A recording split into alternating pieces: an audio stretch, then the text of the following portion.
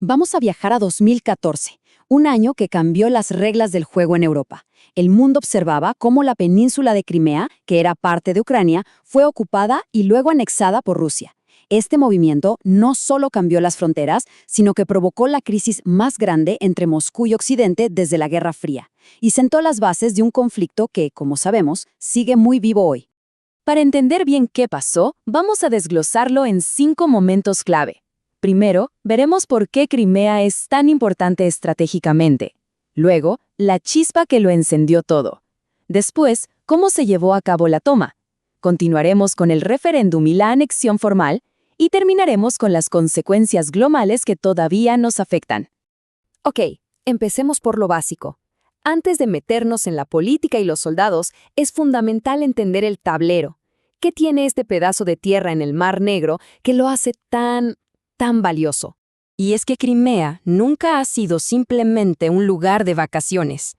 Su importancia va mucho más allá. Por siglos ha sido un punto clave en el ajedrez geopolítico de la región. Miren, su valor es casi puramente estratégico. Su ubicación le da un dominio casi total sobre el Mar Negro. Y más importante aún, ahí está Sebastopol, la base de la flota rusa. Es el único puerto de aguas cálidas que le garantiza a Moscú acceso al Mediterráneo y al resto del mundo durante todo el año. Dicho de otra manera, quien controla Crimea tiene una palanca de poder tremenda sobre Europa y Oriente Medio. Bien, ya tenemos el contexto geográfico. Ahora, ¿cuál fue la chispa que encendió todo? Bueno, para eso tenemos que ir a Kiev, a la llamada Revolución del Maidán. Todo arrancó con una decisión que partió a Ucrania en dos. El presidente de aquel entonces, Víktor Yanukovych, se negó a firmar un acuerdo clave con la Unión Europea, eligiendo en su lugar un acercamiento a Moscú. Esa decisión fue la que prendió la mecha del Euromaidán, un movimiento masivo en las calles que pedía un futuro europeo para el país. Y los eventos se aceleraron de una forma increíble. En cuestión de días, en febrero de 2014, las protestas se volvieron violentas, el presidente prorruso huyó y Ucrania se quedó en un vacío de poder. Pero fíjense en este detalle, que es clave. Una medalla conmemorativa rusa marca el inicio de la operación para el regreso de Crimea el 20 de febrero. O sea, 2 días antes de la caída del presidente. Un dato que sugiere que el plan, al parecer, ya estaba en marcha. Y aquí es donde la historia se parte en dos. Para Ucrania y sus aliados en Occidente, esto fue la revolución de la dignidad, la voluntad del pueblo en acción. Pero para el Kremlin, no. Para ellos fue un golpe de Estado ilegítimo, orquestado desde fuera. Y esta diferencia de interpretación no es un detalle menor, fue la justificación que usó Moscú para todo lo que vino después. Mientras en Kiev el caos político era total y se intentaba formar un nuevo gobierno, en Crimea, casi de la noche a la mañana, empezaron a aparecer unas figuras muy particulares que cambiaron el juego por completo. Se les llamó los pequeños hombres de verde, y el apodo dio la vuelta al mundo. Eran soldados sin una sola insignia en sus uniformes, pero con armamento y equipo ruso de última generación. Tomaron puntos estratégicos por toda la península. Claro, en ese momento Moscú lo negaba, decía que eran fuerzas de autodefensa locales, pero su profesionalismo y su equipo, contaban una historia muy diferente. La toma del poder fue, de verdad, como sacada de un manual militar, una operación de relojero. Paso 1, controlar los edificios clave como el Parlamento. Paso 2, con los edificios bajo control, se presiona al gobierno local para que renuncie. Y paso 3, se instala un nuevo líder, uno leal a Moscú. En cuestión de horas, Crimea estaba bajo un nuevo poder de facto.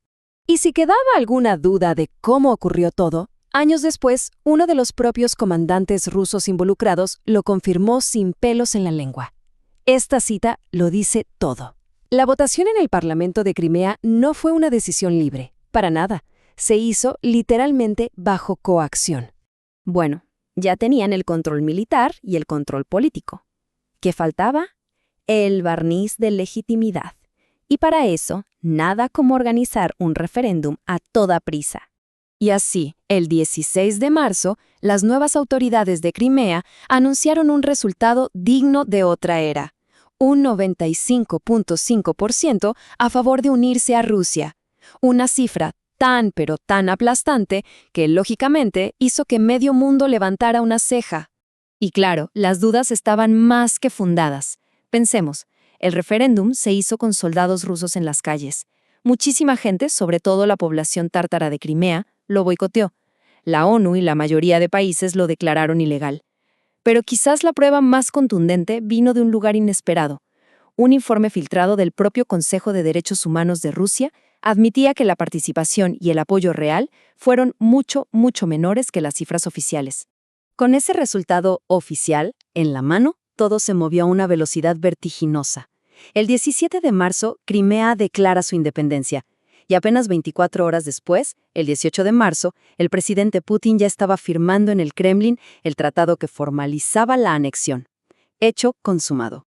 La anexión ya era un hecho, pero las réplicas de este terremoto geopolítico apenas empezaban a sentirse en el resto del planeta. La reacción internacional, sobre todo de Occidente, fue inmediata y contundente. La condena fue prácticamente unánime. La Asamblea General de la ONU aprobó una resolución que declaraba el referéndum inválido y reafirmaba la integridad territorial de Ucrania. Por su parte, Estados Unidos y la Unión Europea respondieron con el primer paquete de sanciones económicas. Y esta votación en Naciones Unidas es súper reveladora. Dibuja un mapa muy claro de las alianzas globales. 100 países apoyaron a Ucrania, sí, pero ojo, un número muy significativo, 58, se abstuvo. Esto ya nos mostraba que el frente contra las acciones de Moscú no era tan sólido como parecía. Al final, todo nos lleva a esto, dos visiones del mundo que son irreconciliables. Para Rusia, fue una reunificación histórica, la corrección de un supuesto error del pasado. Para Ucrania y Occidente, fue una anexión ilegal, una violación flagrante del derecho internacional por la fuerza. Y estas dos narrativas son las que siguen chocando hasta el día de hoy. Y por eso es tan importante entender que lo de Crimea en 2014 no fue un evento aislado, no fue el fin de una crisis. De hecho, fue el pistoletazo de salida de la guerra ruso-ucraniana, un conflicto que alteró para siempre la arquitectura de seguridad en Europa y cuyas consecuencias seguimos viviendo hoy a una escala mucho mayor. Esto nos deja con una pregunta final, que casi se contesta sola, ¿no? Visto en retrospectiva, ¿fue la anexión de Crimea el punto final de una crisis localizada? ¿O fue, en realidad, el primer disparo de una guerra a gran escala que estaba por venir? Me parece que la historia reciente ya nos ha dado una respuesta bastante clara.